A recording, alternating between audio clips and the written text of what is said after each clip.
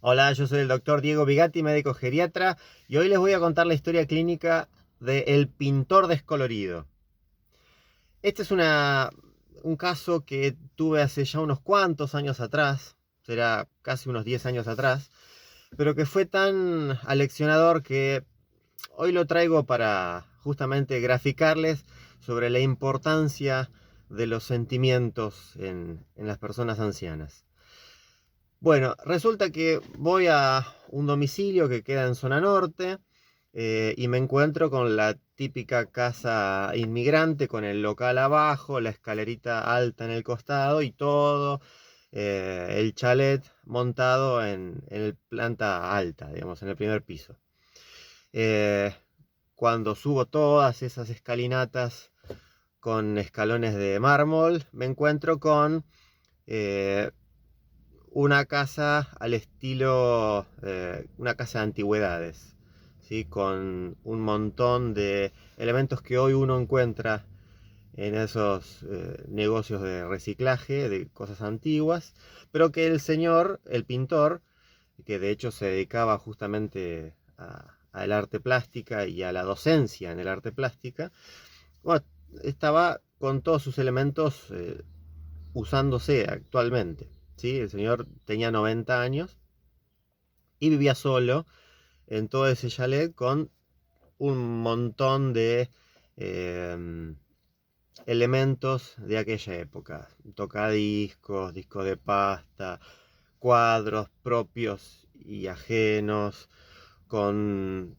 las tacitas, la tetera, los cubiertos, la vajilla, todo como se imaginarán de hace casi un siglo atrás.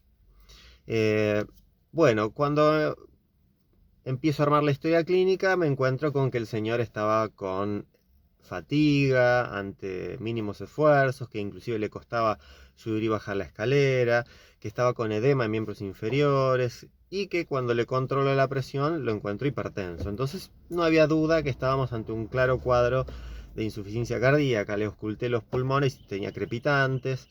En fin, había insuficiencia cardíaca, hipertensión, a partir de ahí sobrecarga cardíaca, taquicardia, falla cardíaca, a partir de ahí se empieza a inundar de líquido la base pulmonar y escucho los crepitantes, que es como un crujido que se escucha en las bases de los pulmones, y consecuentemente después de eso, edema en miembros inferiores. Relato también el señor que de noche le tenía que levantarse muchas veces para orinar, orinaba muchísimo de noche y que aparecía inclusive fatiga, se despertaba con ahogos de noche.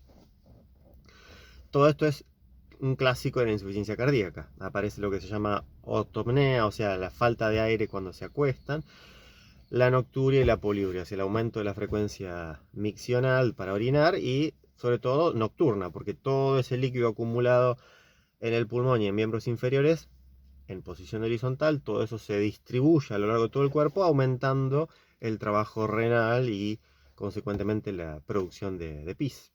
Y como se llena de líquido también el pulmón, pero ya no solamente las bases, sino toda la parte posterior del pulmón, empieza a aparecer ahogo. Entonces es un clásico que alguien que tenga insuficiencia cardíaca tenga mucha fatiga nocturna y mucha frecuencia miccional, o sea, para orinar de noche. Bueno, hasta ahí todo lo médico, lo técnico, que era muy claro y contundente. Además, cuando empiezo a interrogar, tampoco hacía una dieta estricta sin sal. eh, Había variado sutilmente por su cuenta algunos medicamentos. En fin, todo un cuadro típico de libro de insuficiencia cardíaca, donde falló la dieta, falló el tratamiento.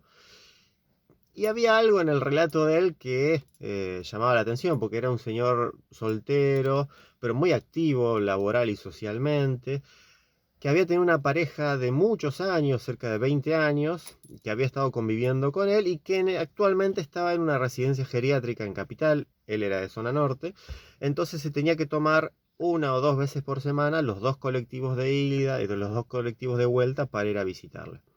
Hasta ahí todo bien, aunque igualmente me llamaba la atención un poco toda esta situación. Por un lado, aplaudirlo y felicitarlo por su autonomía a los 90 años, pero por otro lado, obviamente quizás había como un pesar dando vuelta por esto de que su novia de las últimas décadas estaba en una residencia geriátrica. Pero bueno, él no lo jerarquizó, lo minimizó. La sobrina, que es la que me contactó, tampoco hizo demasiado hincapié en el tema. Y bueno, le hice el tratamiento de la insuficiencia cardíaca y punto. Más o menos a las 3 semanas vuelvo a controlarlo. Ya el cuadro de insuficiencia cardíaca había mejorado, pero la presión seguía alta, eh, teniendo que subir la dosis de la medicación. Eh, entonces, cuando reinterrogo sobre si había alguna otra cuestión tensional que influyese, me encuentro con que no había sido, digamos, fácil el ingreso de su novia a la residencia geriátrica, sino que había sido, como él lo definió, un operativo comando. Cuando escucho eso, digo, ¿a qué se refiere un operativo comando? Claro, lo que pasó fue lo siguiente. Un día, no me acuerdo si fue un sábado o un domingo, un fin de semana, pasaron los dos hijos de la señora, que obviamente eran hijos de otra pareja, pasan a visitarlos. Ella había ya empezado con Alzheimer, con deterioro cognitivo, pero tolerable, no estaba ni con medicación psiquiátrica, ni tenía crisis nocturnas, ni nada por el estilo. Y resulta que esos hijos decidieron, de motus propio y sin consulta hacia nadie, internar a un geriátrico, y para eso le hicieron una trampa. Mientras uno le sacó el tema de la música y lo llevó hacia el sector donde estaban los vinilos y el tocadisco y qué sé yo, el otro se fue al dormitorio, le armó el bolso, le puso la ropa y le agarró de la mano a la mamá y se la llevó. Y cuando el primero terminó con la triquiñuela de la música, le dijo, bueno, ¿sabes, fulano? Decidimos que mamá va a ir a un geriátrico, así que por eso le armamos el bolso y ya nos la llevamos con nosotros. Obviamente él se quedó choqueado, estupefacto, no pudo ni reaccionar y a los minutos se fueron. Y así, sin mediar palabra, ni negociación, ni diálogo, ni posibilidad de opinar, se la llevaron. Hacía aproximadamente 20 años que vivían juntos. Por lo que me cuenta la sobrina, eran dos tortolitos que se complementaban muy bien entre los 90 años aproximadamente cada uno. Uno muy autónomo, como les mencioné, muy vivaz y muy tierno al mismo tiempo, porque yo lo conocía al señor y realmente una persona divina. Y la otra señora no la llegué a conocer, pero por lo que me cuentan, digamos, era dos gotas de agua con el señor. Entonces, ahí estaba el veneno que el señor tenía por dentro, el pintor descolorido. Ahí es donde empezó a perder color. Porque el amor no tiene edad. El amor es salud, el amor es vida.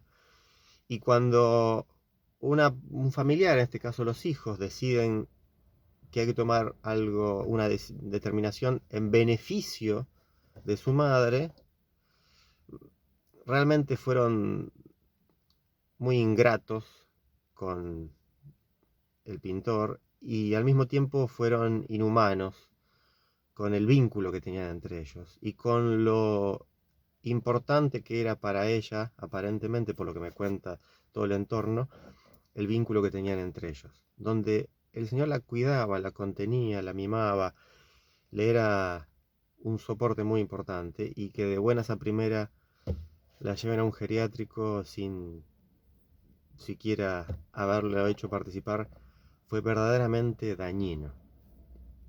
El señor con el tiempo se estabilizó de su insuficiencia cardíaca, se estabilizó de su presión, pero nunca más volvió a ser el de antes. Obviamente siguió visitando en la medida que pudo a su amada en el geriátrico, pero con el corazón desgarrado de que lo violentaron. ¿Sí? Que no fueron tenidos en cuenta sus derechos humanos. Que en la vejez también hay derechos humanos.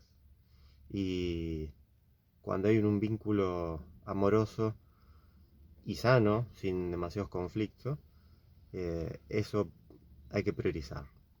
Entonces, para todos aquellos hijos que por la situación que están viviendo pretenden ponerse en el papel de padres o madres de sus padres, siempre hay que tener cuidado de esto, que uno no tiene que avasallar la decisión del otro, que aunque el otro sea viejo, aunque el otro tenga algo de deterioro cognitivo, aunque el otro esté, digamos, con su funcionamiento limitado, sigue teniendo voz, voto y derechos, que no hay que avasallar. Para reflexionar. Sí, esto fue uno de los casos que más me sacudió internamente, porque uno se imagina a cuando nosotros estemos en esa situación. Cuando nosotros seamos viejos y alguien tenga la osadía de intentar violentarnos, bueno, hay que tratar de ponerse firme, porque nuestros derechos hay que preservarlos hasta el último día. Les mando un beso grande, espero que todos estos casos que voy recolectando a lo largo de los años sean interesantes para ustedes y para que los movilice y también los haga a pensar, ¿sí? Nos vemos en el próximo video. Si no se suscribieron, suscríbanse. Y si les gustó, pónganle like y difúndanla. Chao, hasta luego.